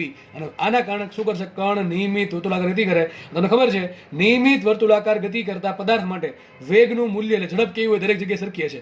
વેગનું મૂલ્ય, ઝડપ કેવી હોય? સરખી હોય. ક્યાં હોય? સ્પર્શકની દિશામાં. કણ પર કયું બળ લાગે? તો કણ પર બળ લાગે કેન્દ્રગામી બળ. કયું બળ લાગે? કેન્દ્રગામી બળ F. એનું મૂલ્ય કેટલું હોય? mv². કેટલું હોય? mv². અથવા તમને સમજાવું, હકીકત શું છે? કેન્દ્રત્યાગી બળ. શું છે? કેન્દ્રત્યાગી બળ. કેન્દ્રગામી બળ કયું છે? આ છે આપણું જે ચુંબકીય બળ છે ને, હું એને સિમ્પલ બતાવું FB વડે. કોના વડે બતાવું? FB. B ફોર, એટલે એમ નથી કે B ફોર બીજું કંઈ, પણ B ફોર ચુંબકીય ક્ષેત્ર. ટૂંકમાં ચુંબકીય ક્ષેત્રને કારણે કેટલું બળ લાગશે? QEB. સાઇન થીટા કેટલું છે? 90 ડિગ્રી. કેટલું બળ લાગશે? QEB. હવે આ તરફ અંદર તરફ બળ લાગે છે, તો કણ અંદર ચાલ્યો જવો જોઈએ. જે કણ છે એ ચાલ્યો જવો જોઈએ કેન્દ્ર પાસે, પણ કણ કેન્દ્ર પાસે જતો નથી. ક્યાં ગતિ કરે છે? વર્તુળાકાર ગતિ કરે. મતલબ શું થાય? એના પર અંદર કેન્દ્ર તરફ બળ લાગે તો બીજું એક બળ કેન્દ્ર ત્યાગી બળ લાગવું જોઈએ, જેને કીધું આપણે FC. તમને ખબર છે આ વસ્તુ, બરાબર? નિયમિત વર્તુળાકાર ગતિ કરતા પદાર્થ પર બે બળ લાગતા હોય. એક લાગતું હોય અંદર તરફ બળ અને એક લાગતું હોય બહાર તરફ બળ. તો અંદર તરફ કોણ ગતિ કરાવશે? QEB. બહાર તરફ બળ લાગશે mv². આ બે બળ કેવા હોય? સરખા હોય. આવું દરેક ચેપ્ટરમાં આપણે આવું કરીએ છીએ. જ્યાં પણ વર્તુળાકાર ગતિ કરતા હોય ત્યાં આપણે આને 100% યાદ કરીએ છીએ. બરાબર છે? તો આ કેસમાં જુઓ, અંદર તરફ કયું બળ લાગે છે? QEB. અને સામે કયું બળ લાગે? કેન્દ્રત્યાગી બળ. કયું લાગે? mv². બે બળ કેવા હોય? સરખા હોય. તો જસ્ટ અહીંયા સરખાવ્યું છે મેં. FB બરાબર FC. FB કયું છે? તો ચુંબકીય ક્ષેત્રના કારણે એટલું બળ મળે. બરાબર છે ને? આ કોના કારણે મળશે? કેન્દ્ર ત્યાગી બળ છે. શું છે આ? કેન્દ્ર ત્યાગી બળ. બે બળ કેવા હોય? સરખા હોય. સરખા હોય તો જ કણ વર્તુળાકાર ગતિ કરશે. કેવી ગતિ? નિયમિત વર્તુળાકાર ગતિ. આ તમને ભણાવેલું છે બધું, બરાબર? આમાં નવીન લાગવું જોઈએ નહીં. બરાબર છે? શું કરવાનું? જસ્ટ આપણે ખાલી સરખાવવાનું છે. તો એક આવ્યું કેન્દ્ર ચુંબકીય ક્ષેત્રના કારણે કેટલું બળ આવશે? QEB. સાઇન થીટા આવશે 90 ડિગ્રી. કેટલું વધ્યું? QEB. અને FC કેટલા આવશે? mv². તો સૂત્ર આવી ગયું QEB બરાબર mv². હવે તમે જુઓ, અહીંયા V ઉડી ગયો, અને આપણે બનાવીએ R ને કરતા, તો મને મોસ્ટ મોસ્ટ આઈએમપી સૂત્ર મળી ગયું ભાઈ. જી વાળા જેટલા બી લોકો એક્ઝામ આપવા જાય છે એના કોઈકના ભાગમાં ડેફિનેટલી આ સૂત્ર આધારિત દાખલો આવશે ને આવશે. અને નીટમાં તો પૂછાવાની 100% સંભાવના છે, બરાબર બધું ઓકે. તો ભાઈ આ સૂત્ર બહુ જ આઈએમપી સૂત્ર છે, પણ ક્યારે લાગુ પડે યાદ રાખજો. કોને લાગુ પડે? ક્યારે? જ્યારે વેગ અને બી એકબીજાને લંબ હોય તો. અને બીજી વાત, અહીંયા આપણે જે મેં શું કહેવાય આજે ડાયાગ્રામ બધા દોરવાનો પ્રયત્ન કર્યા છે, ટૂંકમાં જે 3D ડાયાગ્રામ છે મેં 2D બતાવવાનો પ્રયત્ન કર્યો. તો જુઓ, કણનો વેગ આ પ્રમાણે હતો, કણનો વેગ આ પ્રમાણે હતો. આ બી ક્યાં ખબર છે? બી આમ નથી, આમ ત્રાસું નથી, બી અંદર છે, બરાબર. આ બી ક્યાં છે? અંદર છે. તમને દેખાવું જોઈએ, આવી ફિલિંગ આવી જોઈએ. આ વેગ છે અને બી ક્યાં છે? અંદર છે. આમ વેગ અંદર, વેગ સોરી આ બહાર છે, વેગ આ પ્રમાણે છે, આ ઓરેન્જ પેની ડાયરેક્શનમાં, બી ક્યાં છે? અંદર છે. અને બળ ક્યાં લાગશે? બળ લાગશે વિચારો, આમ લાગશે, બળ લાગશે આ બાજુ. તો યાદ રાખો આ કેસમાં ત્રણેય વસ્તુ એકબીજાને લંબ થાય. કઈ વસ્તુ વિચારો? વેગ ક્યાં છે? વેગ ઓરેન્જ પેની દિશામાં. તમારી જે પેન છે એટલે પેન શું બતાવે છે? આ નીચેની પેન છે શું બતાવે છે? નીચેની પેન, આ નીચેની પેન શું બતાવે છે? સદિશ વિરોધાન. અહીંયા આ દિશામાં શું હશે? આ દિશામાં બળ. ત્રણેય વસ્તુ કેવી થઈ ગઈ? એકબીજાને. જો લખ્યું છે અહીંયા આ કેસમાં સદિશ વી લંબ સદિશ બી સદિશ છે. ત્રણેય વસ્તુ કેવી છે? એકબીજાને કેવી હશે? લંબ હશે. કેવી હશે? લંબ હશે. યાદ રાખજો. અને તમે એક છે ને આ ડાયાગ્રામ છે મેં બનાવેલું છે આવું, તમે આવું યાદ રાખી શકો છો. આ જે આંગળી છે ને એ વેગ બતાવે. શું બતાવે? વેગ બતાવે. આ જે નીચેની આંગળી છે ને એ બતાવે બી, અને તમારો અંગૂઠો બતાવશે. તમારે હંમેશા ગોઠવી દેવાનો આમ, બરાબર. આમ ગોઠવી દેશો તો તમને ઓટોમેટિક મળી જશે. જોકે ગોખવાની જરૂર છે નહીં, બરાબર. આવું કંઈ યાદ ન રહે શું કરવાનું? વી ક્રોસ બી કરવાનું. આ તો જસ્ટ તમને ટૂંકમાં સમજાવવા માટે સમજાવું છું. આવી આકૃતિ બનાવવાની. આપણે પહેલાં કેમ આવું બનાવ્યું હતું આગળના કેસમાં કે તાર હોય તો આ પ્રમાણે તાર છે તો પ્રવાહ આ પ્રમાણે ગોઠવવાનો, અને આંગળી શું બતાવે? ચુંબકીય ક્ષેત્ર બી. અને પેલી રિંગમાં શું કરવાનું? રિંગમાં છે જે પ્રવાહ છે એ કોણ બતાવશે? આંગળી બતાવશે, અંગૂઠો બતાવશે બી, બરાબર. હવે આ કેસમાં ક્યુ વી બી સોરી ત્રણ વસ્તુ છે, વી બી ને એફ. વી બી એફ કઈ રીતે બતાવશે? આ પ્રમાણે આંગળી, આ પ્રમાણે વિચારવાનું. આ ત્રણેય આંગળી બીજાને લંબ, બરાબર. આ પ્રમાણે અંગૂઠો, આ પહેલી આંગળી જે મિડલ ફિંગર છે, મિડલ ફિંગર, બરાબર. એ મિડલ ફિંગર શું બતાવે? બીની દિશા. આ જે ફર્સ્ટ ફિંગર છે, બરાબર છે, શું કહેવાય ખબર નહીં મને ઇંગ્લિશમાં, ભૂલી ગયો. ચલો, તો આજે પહેલી આંગળી છે શું બતાવશે? તમને બતાવશે સદિશ વી. અને જે અંગૂઠો છે તે થંબ છે શું બતાવશે? સદિશ એફ બતાવશે. યાદ રહેશે કે યાદ રહી? આવું ગોખવાની જરૂર છે નહીં, બરાબર. તો આપણે આ કેસ જુઓ. આ કેસમાં તમારે આંગળી ગોઠવો. ચલો, તો વેગ ક્યાં છે? આમ છે. બી ક્યાં છે? અંદર છે. તો તમે આ પ્રમાણે ગોઠવો. આ પ્રમાણે તમે આંગળી ગોઠવશો તો બી જાય છે અંદર, વી છે સાઈડમાં, તો તમારો અંગૂઠો ક્યાં આવશે? જો આ પ્રમાણે આવશે. પણ આ આકૃતિ લાગુ પડશે કોને? ધન વિદ્યુત ભારને. કોને લાગુ પડશે? ધન વિદ્યુત ભારને. કેમ આવું કીધું? જો માનો કે પહેલેથી ખબર છે કે આપણો વિદ્યુત ભાર ક્યુ ઋણ છે, એવો છે ઋણ. ચલો વિચારે તો શું થાય? ચલો તો ફટાફટ વિચારો. જો તો તમારી વી આ પ્રમાણે હતું, બી આ પ્રમાણે હતું. હવે ક્યુ કેવો છે? ક્યુ કેવો છે? ઋણ. ચલો ક્યુ ઋણ છે તો પહેલા આપણે શું કરી નાખીએ? વી ક્રોસ બી શોધે. ચલો વી ક્રોસ બીમાં વી આમ બધી આંગળી ક્યાં રાખશું? વી તરફ, સોરી પેન વી તરફ, અને ફેરવશું ક્યાં? બી તરફ. તો તમારો અંગૂઠો આ બાજુ આવશે, તો તમારો વી ક્રોસ બી દિશા ક્યાં આવી? આ બાજુ આવી. વી ક્રોસ બી દિશા આ બાજુ આવી, આ બાજુ આવે છે, બરાબર. આ બાજુ આવે છે. પણ આ ક્યુ કેવો છે? આગળનો ક્યુ ઋણ છે, તો આ દિશા થઈ ગઈ માનો કે આ બાજુ, પણ આગળનું ઋણ નિશાન આપશો દિશા થઈ જશે આ બાજુ, બરાબર. તો ટૂંકમાં બળ ક્યાં લાગશે? આ બાજુ લાગશે. તો હવે આ કેસમાં માનો કે વિદ્યુત ભાર ક્યુ ધન હોત તો જો આ પ્રમાણે ફરત, આમ ફરવાનું ચાલુ કરે. ક્યુ ધનો તો આમ ફરશે, પણ માનો કે ક્યુ કેવો છે? ઋણ છે. ક્યુ કેવો છે? ઋણ છે. તો વી આમ છે, બી અંદર છે, વી ક્રોસ બી દિશા આમ છે, પણ આગળનો ક્યુ ઋણ છે, બળ ક્યાં લાગશે? આમ લાગશે. તો કણ ક્યાં ફરશે? આમ ફરશે. કણ ફરશે આ રીતે. એટલો ફરક પડે. કણ ક્યાં ફરશે? સમઘડી ફરશે કે વિષમઘડી ફરશે? કોણ નક્કી કરે? ત્રણ વસ્તુ, ક્યુ વી બી. ખાસ યાદ રાખજો ભાઈ. ગોખવાનો પ્રયત્ન કર્યા તો આ ટોપિક રહેવા જ દેજો. ગોખવાનો પ્રયત્ન કરશો અને ખાસ આમાં ડાયરેક્શન મહત્વની છે, બાકી બધું આવડી જશે.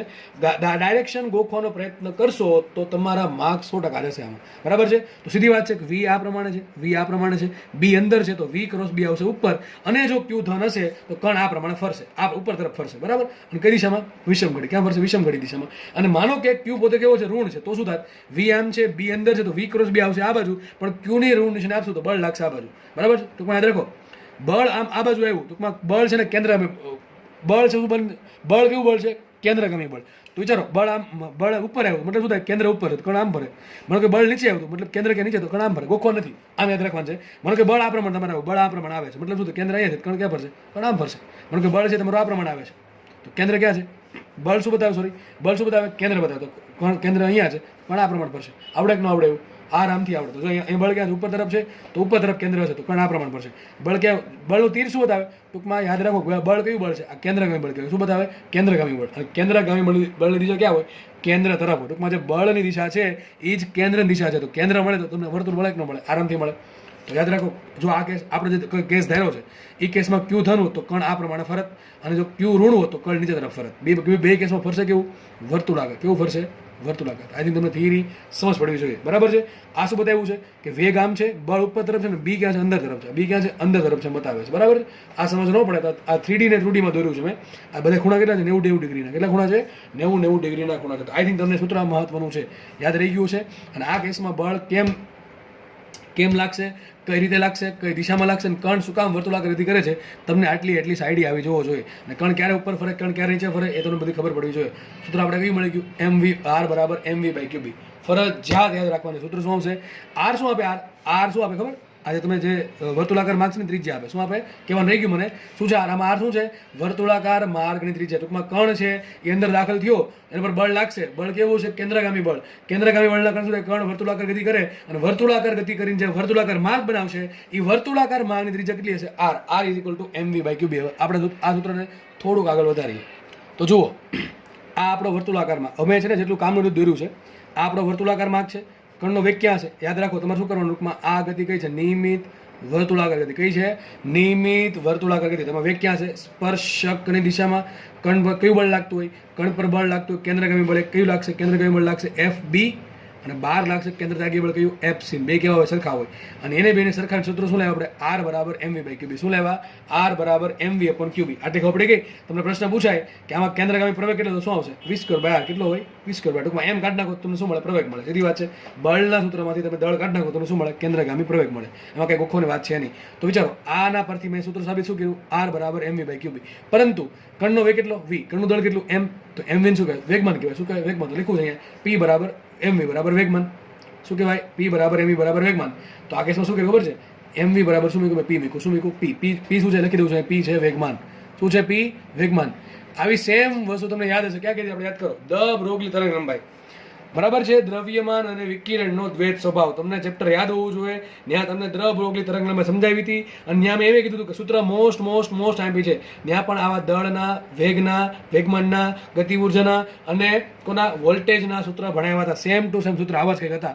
એ સૂત્ર બધાએ ફરજિયાત વાંચવાના છે. અને આ સૂત્ર અને એ સૂત્ર બેને કમ્પેર કરવાના છે. બેમાં શું ફરક છે યાદ રાખજો. બે સૂત્રમાંથી કોઈ એક સૂત્રનો દાખલો 100% તમારા નસીબમાં ભાગમાં આવશે ને આવશે. 100% આવશે.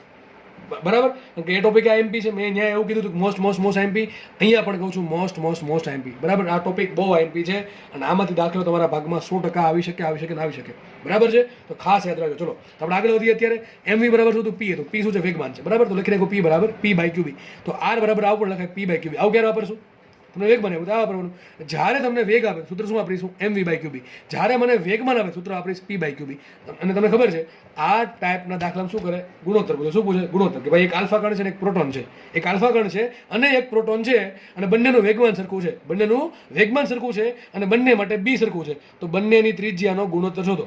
તો શું આવશે અહીંયા? RP/R alpha. કોના પર ડિપેન્ડ કરે? બે માટે P સરખું, બે માટે B સરખું. તો R પ્રપોર્શનલ ટુ થઈ ગયું 1/Q.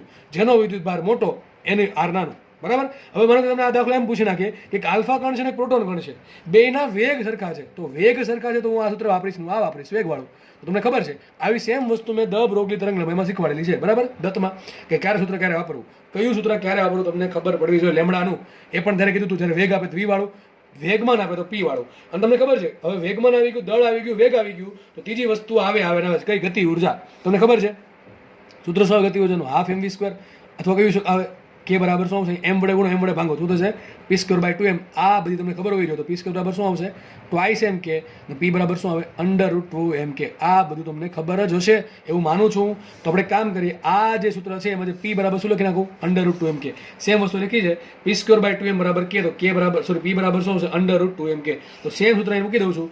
P ને કે શું મૂકી દઉં? √2MK. તો આ સૂત્ર મારું આવી ગયું છે એમાં ગતિ ઉર્જામાં. આ ક્યારે વાપરવાનું? ગતિ ઉર્જાની વાત કરીએ. તમે એમ કે એક આલ્ફા કણ છે ને એક પ્રોટોન છે, બેની ગતિ ઉર્જા સરખી છે, તો કઈ નહીં, આ સૂત્ર આપણે આવા વાપરશું. ટૂંકમાં જેનો ઉલ્લેખ કર્યો રકમમાં એ સૂત્ર આપણે વાપરવાનું થાય. તો 4 સૂત્ર આવશે. એક આવ્યું વેગનું, એક આવ્યું વેગમાનનું, એક આવ્યું ગતિ ઉર્જાનું, અને ચોથું તમને ખબર છે કયું આવશે? વોલ્ટેજનું. સેમ યાદ કરો. તેમાં પણ સેમ વસ્તુ હતી. દળનું સૂત્ર એક વેગનું હતું, એક વેગમાનનું હતું, એક ગતિ ઉર્જાનું હતું, એક વોલ્ટેજનું હતું, અને હજી એક હતું તાપમાનનું. યાદ કરો 3/2 kBT. આ બધું તમારે યાદ રાખવાની જરૂર છે, મારે નહીં. બરાબર હતા. એમાં કુલ 5 સૂત્ર હતા. દ બ્રોગલી તરંગ લંબાઈ એમાં કુલ 5 સૂત્ર હતા. વેગ આપે તો વેગવાળું, વેગમાન આપે તો વેગમાનવાળું, ગતિ ઉર્જા આપે તો ગતિ ઉર્જાવાળું, તાપમાન આપે તો તાપમાનવાળું, અને જો વોલ્ટેજ આપે તો વોલ્ટેજવાળું. હજુ આમાં એક આપણે બાકી છે. આમાં તાપમાન નહીં આવે. બરાબર. કારણ કે આખો પદાર્થ છે મોટો. બરાબર. તો અહીંયા આવશે √2mk બાય ક્યુબી, √2mk/ક્યુબી. હવે તમને ખબર છે ચેપ્ટર 2 W બરાબર શું હોય? Q delta V. Delta V શું કહેવાય? પીડી. યાદ કરવા શું કહેવાય? પીડી યાદ હશે તમને, બરાબર? તો હું સિમ્પલ લખી નાખું W બરાબર Q ઇન્ટુ V. V ને પીડી લખી નાખું. શું લખી પીડી લખી નાખું છું. હકીકત ડેલ્ટા V શું છે? બે પોઈન્ટ વચ્ચેનો વોલ્ટેજ ડિફરન્સ. શું છે? બે પોઈન્ટ વચ્ચેનો વોલ્ટેજ ડિફરન્સ, જેને સિમ્પલ કહેવાય પોટેન્શિયલ ડિફરન્સ. એટલે હું લખી નાખું છું VPD. આ VPD એટલા માટે લખું છું કે ઘણા કન્ફ્યુઝ થઈ જાય, આ V અને આ V માં કન્ફ્યુઝ થાય. એટલે મેં આ સૂત્રમાં શું કર્યું છે? VPD લખ્યું છે. જ્યાં VPD લખ્યું તમારે શું સમજવાનું છે? Voltage difference. શું સમજવાનું છે? Voltage difference. અને તમને ખબર છે આને બરાબર શું લખાય? ડેલ્ટા કે. શું લખાય? ડેલ્ટા કે. માનો કે K1 0 છે, સમજી લો કે K1 કે ટૂંકમાં ડેલ્ટા કે જગ્યાએ શું લખી શકું છું? હું લખી શકું Q ઇન્ટુ ડેલ્ટા V. શું લખી શકું? Q into delta V. બરાબર? ડેલ્ટા V કહેશું આપણે VD. Okay, VPD. ઓકે, સૂત્ર બની જશે અહીંયા શું બનશે? R બરાબર √2mk. કે જગ્યાએ શું આવશે? Q into V. QV. આ સૂત્ર આવ્યું QV. અને V શું છે? વોલ્ટેજ છે. ખાસ યાદ રાખજો, V શું છે? વોલ્ટેજ છે. તો R બરાબર √2mq into V by QB. આ કેવા પર વોલ્ટેજ આપ્યું હોય તો તમને રકમમાં કહી દેશે કે એક આલ્ફા કણ છે ને એક તરો કે લઈ લો આપણે ઇલેક્ટ્રોન છે, બેના વોલ્ટેજ સરખા છે, તો પછી આગળ ગણતરી કેમ કરશું? તો કંઈ નહીં, જો સૂત્ર શું હતું આપણું? R બરાબર mv/QB. R બરાબર mv/QB. એમાંથી લેવા શું? p/QB. એમાં શું લેવા? √2mk/QB. અને k બરાબર શું મૂક્યું મેં? 2m. એમ રાખ્યા. k બરાબર મૂક્યું Q delta V. Delta V મેં કીધું છે V ઇન્ટુ પીડી. આ VPD શું બતાવે? વોલ્ટેજ. અને આ જે V શું બતાવે? ખાલી વેગ બતાવે. બસ એ કન્ફ્યુઝ હતા નહીં. હવે જુઓ અહીંયા ઉપર અંડરરૂટમાં Q છે, ખાલી નીચે Q છે, તો એક આપણે ખબર પડે કે ભાઈ નીચે હજી એક અંડરરૂટમાં Q વધે. અહીંયા અંડરરૂટમાં Q છે અને નીચે ખાલી Q છે, અહીંયા અંડરરૂટમાં Q છે. B આપણે લઈ લઈએ આગળ. તો શું આવું પણ લખાય? આ ને આમ પણ લખાય. શું લખાય? R બરાબર 1/B √2mV upon Q. V શું છે? PD છે. ખાસ શું છે? અહીંયા વોલ્ટેજ છે. Q શું છે? વિદ્યુત ભાર. M છે દળ અને B છે ચુંબકીય ક્ષેત્ર. તો બધા સૂત્ર અહીંયા આવી ગયા. આ પેજ તમારા માટે IMP. આ પેજ 100% તમારા માટે IMP પેજ છે, બરાબર છે? 100% દાખલો અહીંથી પૂછાય. ખાસ યાદ રાખજો. હવે અહીંયા છે ને મેં જસ્ટ આપણે જે દાખલામાં પૂછાઈ શકે એવા અલગ અલગ વિદ્યુત ભારિત કણોની તમને નોટ આપેલી છે. જો કે તમને બધાને બધું આવડતું જ હશે, કારણ કે આપણે ઘણા બધા ચેપ્ટર ચલાવ્યા છે. એમાં આ બધી વસ્તુ ઘણી બધી વખત આવે. ચલો માનો કે તમને ઇલેક્ટ્રોન આપ્યો, તો આમાં મોસ્ટલી બે જ વસ્તુ આવશે, દળ આવશે ને કોણ આવશે? વિદ્યુત ભાર Q આવશે. તો દરેક માટે વિદ્યુત ભાર કેટલો છે, દળ કેટલું છે, એની જસ્ટ મેં ખાલી સરખામણી કરી છે. બાકી તમને લગભગ તમને આ બધું આવડતું જ હોવું જોઈએ, આ બધી વસ્તુ, બરાબર છે? તો આપણે ખબર છે ઇલેક્ટ્રોન આપણે દળ કેટલું હોય? ઇલેક્ટ્રોન દળ હોય M જેટલું, અને વિદ્યુત ભાર કેટલો હોય? -E જેટલો. હવે જ્યારે તમે સૂત્રમાં કિંમત મૂકો ને, સૂત્ર માઇનસ નહીં મૂકવાનું. એ માઇનસ શું બતાવશે? એ માઇનસનો યુઝ ક્યાં કરશું આપણે? દિશા શોધવા માટે. કોણ દિશા શોધવા માટે? બળની દિશા શોધવા માટે. ડાયા થઈને -E મૂકતા નહીં, બરાબર કે નહીં? એટલી નોલેજ તો તમને હશે જ તે, બરાબર છે? ત્રિજ્યા ઋણમાં ના હોય તો માઇનસ શું બતાવે? માઇનસનો યુઝ ક્યાં કરશું આપણે? બળની ડાયરેક્શન શોધવા માટે, બરાબર છે? સીધી વાત છે.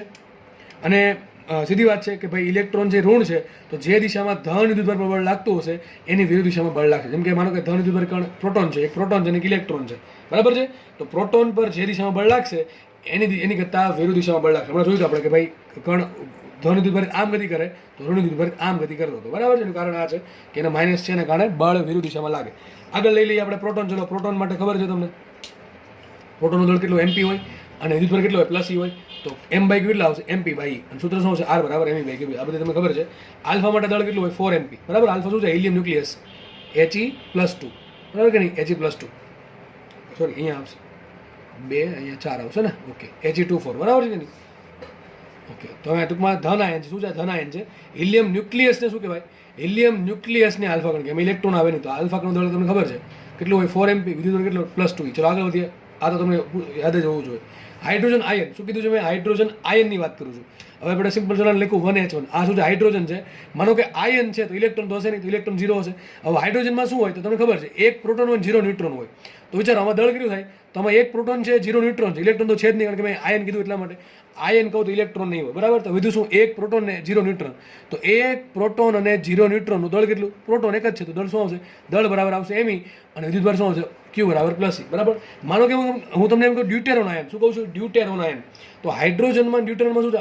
હાઇડ્રોજન, ડ્યુટેરોન અને ટ્રિટિયમ આયન ત્રણેય એકબીજા શું છે? આઇસોટોપ એટલે સમસ્થાનિકો છે. ત્રણેયમાં પ્રોટોન સરખા હોય પણ ન્યુટ્રોન વધઘટ હોય, બરાબર છે? આમાં 0 ન્યુટ્રોન, આમાં 1 ન્યુટ્રોન ને આમાં 2 ન્યુટ્રોન. અને શું કહેવાય? 1H1 આને કહેવાય 1H2 આને કહેવાય 1H3. પણ આયન છે એટલે આપણે અહીં શું આવશે? ટૂંકમાં આયન છે એટલે શું છે? આયન છે તો ઇલેક્ટ્રોન 0, આમાં 0 ઇલેક્ટ્રોન, આમાં પણ 0 ઇલેક્ટ્રોન. ટૂંકમાં ઇલેક્ટ્રોન લેશું નહીં આપણે. વાત કરીએ ડ્યુટેરોન આયનની, તો ડ્યુટેરોનમાં શું થાય? 1H2. ટૂંકમાં એમાં 1 પ્રોટોન છે, અહીં 2 છે, ટૂંકમાં 1 ન્યુટ્રોન હશે, બરાબર? અહીંયા 1 પ્રોટોન, અહીંયા 0 ન્યુટ્રોન. અહીંયા 1 પ્રોટોન ને 1 ન્યુટ્રોન. ચલો વિદ્યુતભાર કેટલો? તો પ્રોટોન ભાઈ કેટલો વિદ્યુતભાર હોય? 1 છે એટલે 1 +E જેટલો હશે. ન્યુટ્રનમાં તો વિદ્યુતભાર હોય નહીં, એટલે કુલ વિદ્યુતભાર કેટલો આવશે? ડ્યુટેરોનનો કુલ વિદ્યુતભાર થાય પ્લસ ઈ, અને ડ્યુટેરોનનું દળ કેટલું થાય? તો એક પ્રોટોનનું દળ અને એક ન્યુટ્રોનનું દળ. લગભગ આપણને ખબર છે દળ છે ઘડીક અવગણી નાખીએ તો બેના દળ સરખા હશે. કેટલું દળ આવશે? 2 MP. કેટલું દળ આવશે? 2 MP. સોરી 2 M, અહીંયા MP આવશે, સોરી MP આવશે. તો હાઇડ્રોજનનું વિદ્યુતભાર પ્લસ ઈ, ડ્યુટેરોનનું વિદ્યુતભાર પ્લસ ઈ, હાઇડ્રોજનનું દળ શું? MP, અને ડ્યુટેરોનનું દળ 2 MP. ગોખવાની વાત જ નથી આમાં આવતી, બરાબર. ચલો લઈ લઈએ ટ્રિટિયમ આયન. ચલો ટ્રિટિયમમાં શું છે? તો ભાઈ એક પ્રોટોન અને 2 ન્યુટ્રોન, 2 ને 1 3, એટલે ઉપર 3 આવ્યું, અહીંયા એક શું બતાવે? એક પ્રોટોન, અને 3 શું બતાવે? 3 નો કુલ સરવાળો, બરાબર છે. આ એ છે, બરાબર, એ છે પ્રોટોન અને ન્યુટ્રોનની કુલ સંખ્યા. કેટલું થઈ ગયું? કુલ 3 થઈ ગયું. તો 2 ન્યુટ્રોન હોય અને 1 પ્રોટોન હોય. તો ટ્રિટિયમમાં એક પ્રોટોન ને 2 ન્યુટ્રોન હોય, અને શું હોય? 0 ઇલેક્ટ્રોન હોય. દળ કેટલું આવશે? ચલો, તો એક પ્રોટોન ને 2 ન્યુટ્રોન દળ કેટલું? 3 MP. વિદ્યુતભાર કેટલો? પ્લસ ઈ, બરાબર. આટલું કામ લાગશે, કારણ કે જો સૂત્ર કયું? R બરાબર mv બાય qb, અહીં p by qb twice mk by qb twice mq vpd upon 1 upon b. તો બધી જગ્યાએ બે વસ્તુની જરૂર પડે, q ને b ની. કોની જરૂર પડે? q ને b ની. અને આમાંથી મોટા ભાગના દાખલા શું પૂછાય? સરખામણીના. તમને આવું કહી દેશે કે ભાઈ એક ટ્રિટિયમ આયન લઈ લો. ટ્રિટિયમ આયન યાદ રાખો, ટ્રિટિયમ આયન અને પ્રોટોન. દાખલો કંઈક આવો પૂછો, ટ્રિટિયમ આયન અને પ્રોટોન સમાન બીમાં, સમાન બી ધરાવતા ક્ષેત્રમાં, પછી આગળ લખે સમાન ગતિ ઉર્જાથી દાખલ થાય છે. શું કહે છે? ટ્રિટિયમ આયન અને પ્રોટોન સમાન ચુંબકીય ક્ષેત્રમાં સમાન ગતિ ઉર્જાથી ચુંબકીય ક્ષેત્ર બીને લંબ રૂપે દાખલ થાય છે. તો બંનેની ત્રિજ્યાનો ગુણોત્તર શોધો. આપણે તરત બુદ્ધિ હાલે કે ભાઈ મારે ગતિ ઉર્જા, એટલે આ સૂત્ર વાપરવાનું છે. હવે R બરાબર √ ટ્વાઇસ mk બાય qb. ચલો 2 સરખા બધે, એમાં k બેનું સરખું કીધું છે, b બેનું સરખું કીધું. કીધું શું? R proportional to √ m upon q. શું કીધું? R જો તમને સમજાવું દાખલા કેવા પૂછાય, અને આ તેનો દાખલા હું ગણાવીશ નહીં, બરાબર, તમને આવડવા જોઈએ એટલું. તો R proportional to શું? √ m બાય q. તો તમારે શું મૂકવું પડે? પ્રોટોનનું દળ ભાગ્યા પ્રોટોનનો વિદ્યુતભાર, ટૂંકમાં દળનો વર્ગમૂળ અને ભાગ્યા વિદ્યુતભાર, અને ટ્રિટિયમનું દળનું વર્ગમૂળ છે તમારે ટ્રિટિયમનો વિદ્યુતભાર. તમને આ થિયરી લાગુ પડશે. પ્રોટોનનું દળ કેટલું હોય? MP, એનો વિદ્યુતભાર કેટલો હોય? પ્લસ ઈ. એ જ રીતે ટ્રિટિયમનું દળ કેટલું? 3 MP, વિદ્યુતભાર કેટલો? પ્લસ ઈ. બે મૂકી દો, કરનો R1 ભાગ્યા R2, તો જવાબ આવી જશે. તો આ પ્રમાણે દાખલા આપણે ગણશું, બરાબર. તો અહીંયા રાખીએ, નેક્સ્ટ લેક્ચરમાં આપણે આગળ વધશું અહીંથી.